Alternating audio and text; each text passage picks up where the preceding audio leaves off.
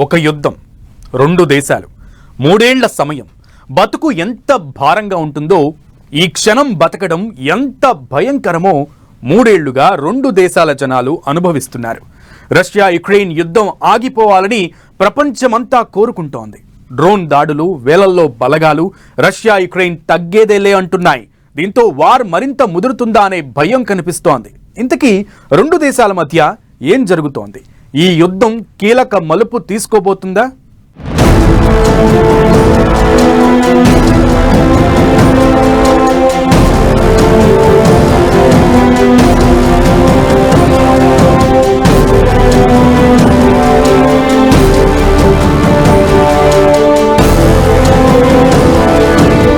Drone దాడులు, భారీగా మోహరించిన బలగాలు, రష్యా యుక్రెయిన్ మధ్య పీక్స్కు చేరిన ఉద్రిక్తతలు.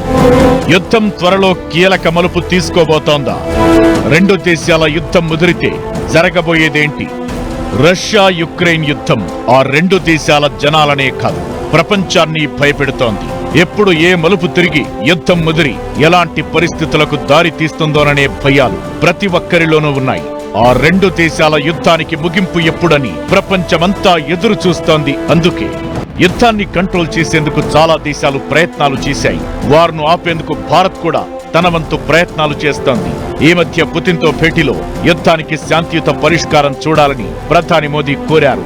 రష్యా యుక్రెయిన్ మధ్య శాంతి స్థాపనకు సంబంధించి చర్చలు జరిగితే దానికి ఇండియానే వేదికవుతుందని పుతిన్ అన్నారు. అయితే ఇదంతా మాటలకే పరిమితమవుతోంది. రష్యా యుక్రెయిన్ మధ్య ఉద్రిక్తతలు ఈ మధ్య రోజు రోజుకు పెరుగుతున్నాయి. రెండు దేశాల మధ్య పరిస్థితులు ఇప్పుడు మరింత దారుణంగా తయారయ్యాయి.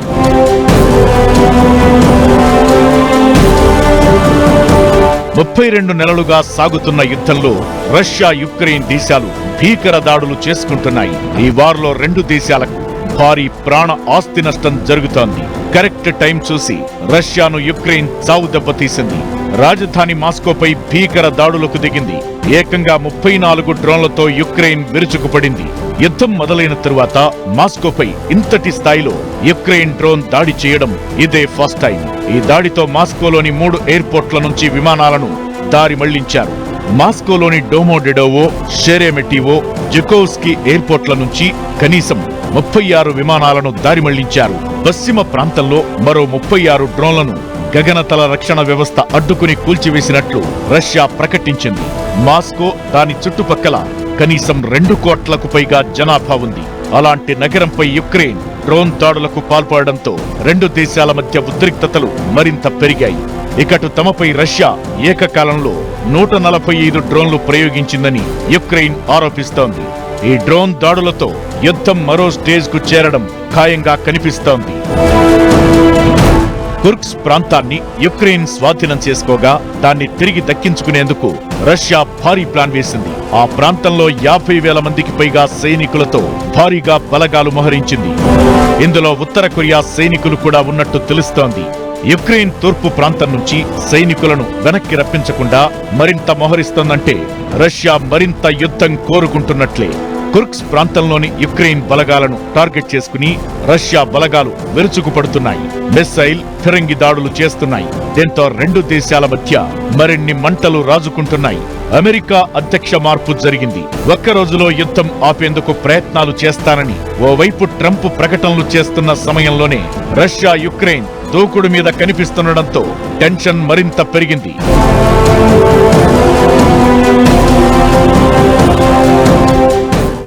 యుక్రెయిన్ ఎక్కడైతే రష్యా ఆక్రమించారో ఆ భూమి నుంచి తరివేయాలని రష్యా ప్రయత్నం. యుక్రెయిన్ ప్రయత్నం ఏంటంటే, మనకి డొనాల్డ్ ట్రంప్ రాష్ట్రపతి అవగానే ఆయన శాంతి కావాలంటాడు. కాబట్టి అప్పుడు వచ్చిన పరిస్థితి ఏంటంటే ఎవరెక్కడున్నారో ఆగిపోవాలి. సో ఆ సమయానికి మనం రష్యన్ భూమిని మనం ఆక్రమించామని ఉంటే వాళ్ళు మన భూమి ఆక్రమించిన తర్వాత మనం బేరం చేసుకోవచ్చు. 2.5 ఏళ్లకు పైగా కొనసాగుతోన్న యుద్ధంలో తొలినాళ్లలో మాస్కో బలగాలు అత్యంత వేగంగా యుక్రెయిన్ ప్రాంతాల్లోకి చొచ్చుకెళ్లాయి. అయితే కొద్ది రోజుల తరువాత రష్యా బలగాలకు ఊహించని ప్రతిఘటన ఎదురైంది. కీవ్ కూడా శక్తివంతమైన రష్యా సైన్యాలను ధీటుగా ఎదుర్కొంటోంది.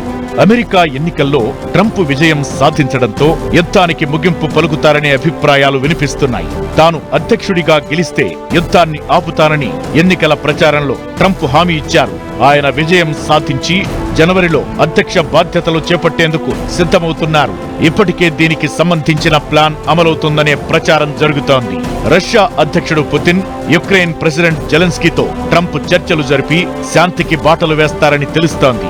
ఇలాంటి తరుణంలో రెండు దేశాలు యుద్ధం మరింత ముదిరేలా చేస్తుండటంతో కొత్త భయాలు క్రియేట్ చేస్తోంది.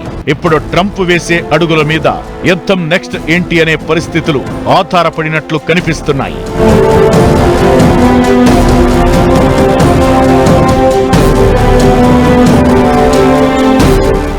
రష్యా యుక్రెయిన్ మధ్య యుద్ధం రోజు రోజుకి ముదురుతుంటే ఈ వార్ను ఒక్క రోజులో ఆపుతానని ట్రంప్ అంటున్నారు.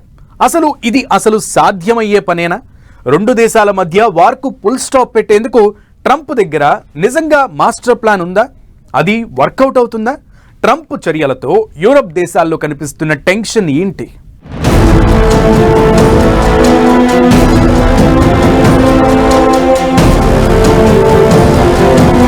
ఒక్క రోజులో యుద్ధం ఆపుతానంటున్న ట్రంప్.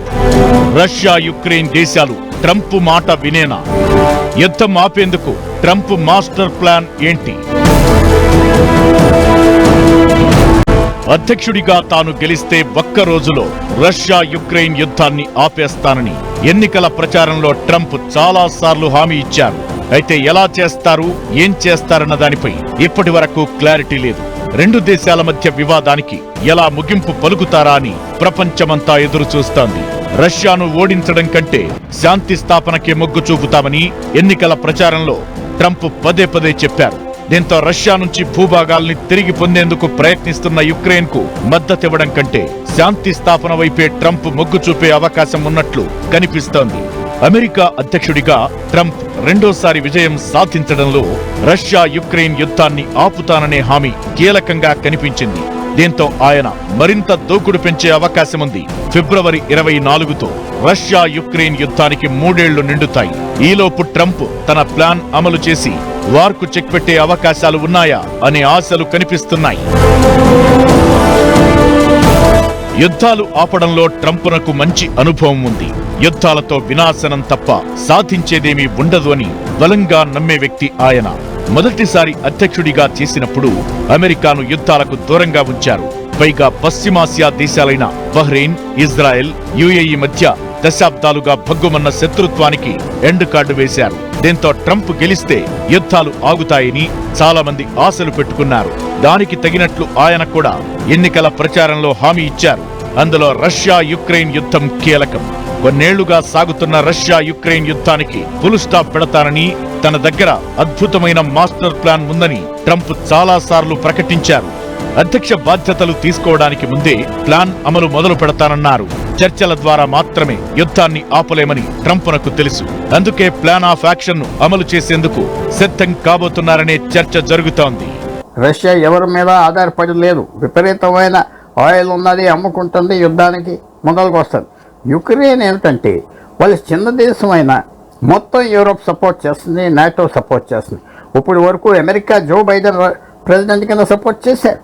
రేపు ట్రంప్ వచ్చినా ఆగిపోయినా పూర్తిగా యూరోప్ సపోర్ట్ చేస్తుంది. కాబట్టి యుక్రెయిన్ కూడా ఒక పెద్ద ఫోర్స్గా మనం భావించాలి.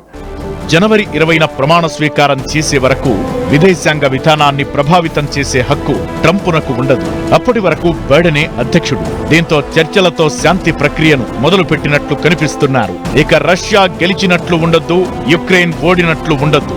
రెండు దేశాలు అలాంటి ఒప్పందాలకు రావాలి. అప్పుడే పరిస్థితి నార్మల్ అవుతుంది.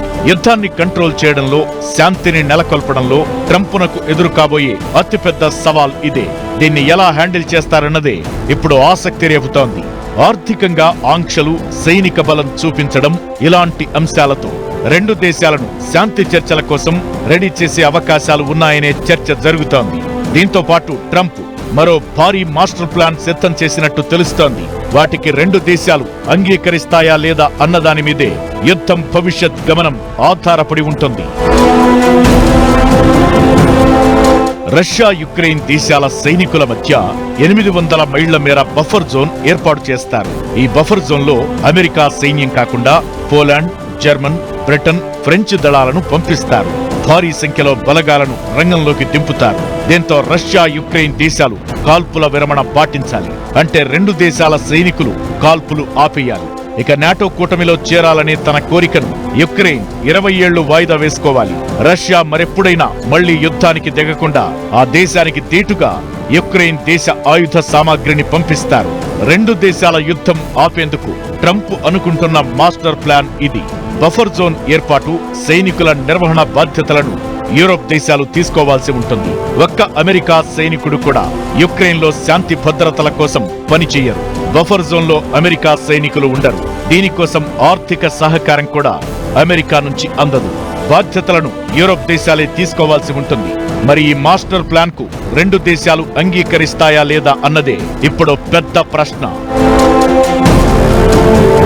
రష్యా దూకుడు ప్రదర్శిస్తున్న ట్రంప్ గెలుపుతో సానుకూలంగా ఉంది. ట్రంప్ గెలుపుపై రష్యా అధ్యక్షుడు పుతిన్ పాజిటివ్ గా రియాక్ట్ అయ్యారు. ట్రంప్ తో వ్యూహాత్మకంగా కలిసి పనిచేయడానికి, యుక్రెయిన్ సంఘర్షణకు ముగింపు పలకడానికి ఉమ్మడి పరిష్కారాన్ని చేరుకోవాలని అన్నారు ఆయన కూడా.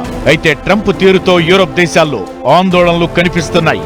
వార్ కు ఫుల్ స్టాప్ పెట్టే ప్రాసెస్ లో యుక్రెయిన్ కు అమెరికా మద్దతు తగ్గుతుందేమోననే భయాలు కనిపిస్తున్నాయి. నాటో సభ్యత్వం, రష్యా ఆక్రమిత భూభాగాల విషయంలో జెలెన్స్కీ వెనక్కి తగ్గే అవకాశాల్లేవు.